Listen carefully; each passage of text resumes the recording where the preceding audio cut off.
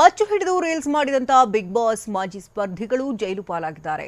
ರಜತ್ ವಿನಯ್ಗೆ ನ್ಯಾಯಾಂಗ ಬಂಧನ ವಿಧಿಸಲಾಗಿದೆ. ಇನ್ನು ಜಡ್ಜ್ ಮನೆ ಬಳಿ ರಜತ್ ಪತ್ನಿ ಕಣ್ಣೀರು ಹಾಕಿರೋ ಪ್ರಸಂಗ ನಡೆದಿದೆ.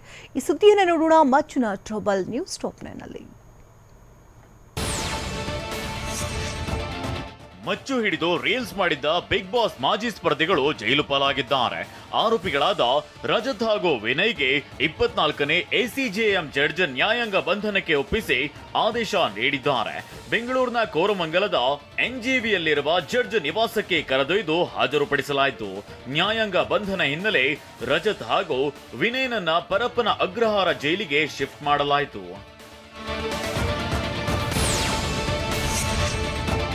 ಪತಿ ರಜತ್ನನ್ನ ಜೈಲಿಗೆ ಕಳುಹಿಸಿ ಜಡ್ಜ್ ಆದೇಶ ಮಾಡ್ತಿದ್ದಂತೆ ಸಂಬಂಧಿಕರ ಜೊತೆಗೆ ನಿಂತಿದ್ದ ಪತ್ನಿ ಕಣ್ಣೀರು ಹಾಕಿದ್ದಾರೆ.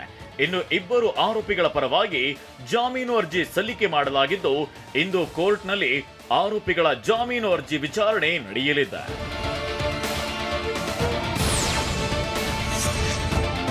ರೀಲ್ಸ್ಗೆ ಬಳಸಿದ್ದ ಒರಿಜಿನಲ್ ಮಚ್ಚು ಪತ್ತೆಯಾಗದ ಹಿನ್ನೆಲೆ ಬಸವೇಶ್ವರ ನಗರ ಠಾಣೆ ಪೊಲೀಸರು ಆರೋಪಿಗಳನ್ನ ಕಸ್ಟಡಿಗೆ ಕೇಳಿದ್ರು.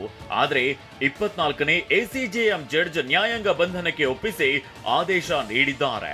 ಜಡ್ಜ್ ಮುಂದೆ ಹಾಜರುಪಡಿಸುವ ಮುನ್ನ ಕೆಸಿ ಜನರಲ್ ಆಸ್ಪತ್ರೆಯಲ್ಲಿ ಆರೋಪಿಗಳಾದ ರಜತ್, ವಿನಯ್ಗೆ ವೈದ್ಯಕೀಯ ಪರೀಕ್ಷೆ ಮಾಡಿಸಲಾಯಿತು.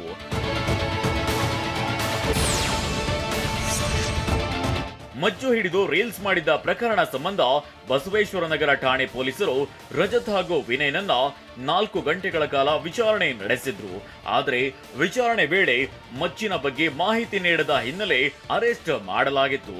ಯಾಕಂದ್ರೆ ರೀಲ್ಸ್ ನಲ್ಲಿ ಬಳಸಿದ್ದ ಮಚ್ಚಿಗೂ ಪೊಲೀಸರಿಗೆ ಕೊಟ್ಟಿದ್ದ ಮಚ್ಚಿಗೂ ವ್ಯತ್ಯಾಸವಿದ್ದ ಹಿನ್ನೆಲೆ ಪೊಲೀಸರು ಇಬ್ಬರನ್ನ ಅರೆಸ್ಟ್ ಮಾಡಿದ್ದಾರೆ.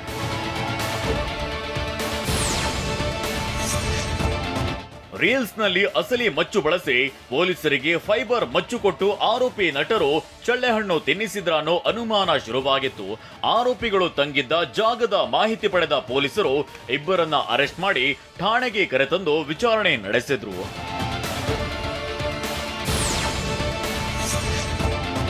ವಿಚಾರಣೆ ನಡೆಸಿದ ಪೊಲೀಸರು ಬಳಿಕ ನಾಗರಬಾವಿಯಲ್ಲಿರೋ ಅಕ್ಷಯ್ ಸ್ಟುಡಿಯೋಗೆ ಕರೆದೊಯ್ದ್ರು.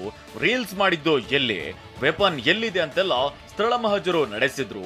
ಈ ವೇಳೆ ಎಷ್ಟೇ ಹುಡುಕಿದ್ರೂ ರೀಲ್ಸ್ಗೆ ಬಳಸಿದ್ದ ಮಚ್ಚು ಮಾತ್ರ ಸಿಕ್ಕಿಲ್ಲ. ಸೆಟ್ ಹಾಕಿದವರು ತೆಗೆದುಕೊಂಡು ಹೋಗಿರಬಹುದು ಅಂತ ನಟರು ಅಲ್ಲೂ ಪೊಲೀಸರ ಪ್ರಶ್ನೆಗೆ ಉತ್ತರಿಸಿದ್ದಾರೆ.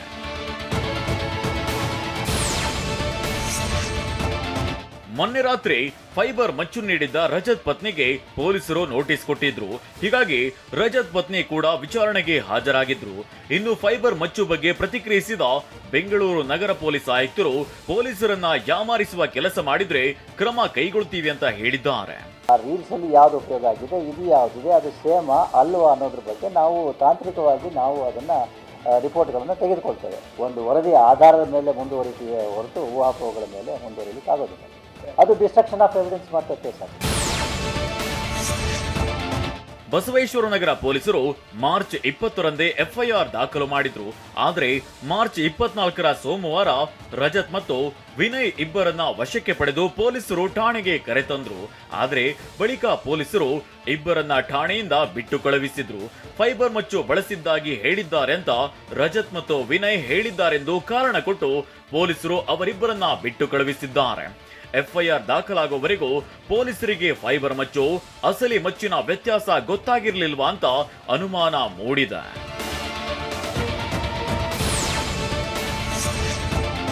ಇನ್ನು ರೀಲ್ಸ್ ನಲ್ಲಿರೋ ಮಚ್ಚಿಗೂ ಪೊಲೀಸರಿಗೆ ನೀಡಿದ ಮಚ್ಚಿಗೂ ಇರೋ ವ್ಯತ್ಯಾಸಗಳ ಬಗ್ಗೆ ಆರೋಪಿ ರಜತ್ ವಿಡಿಯೋ ಮೂಲಕ ಸ್ಪಷ್ಟನೆ ಬೇರೆ ನೀಡಿದ್ದ.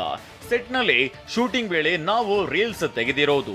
ಪೊಲೀಸರು ಕರೆಸಿದಾಗ ಸೆಟ್ನವರಿಗೆ ನಾವೇ ಪ್ರಾಪರ್ಟಿ ತರೋಕೆ ಹೇಳಿದ್ವಿ.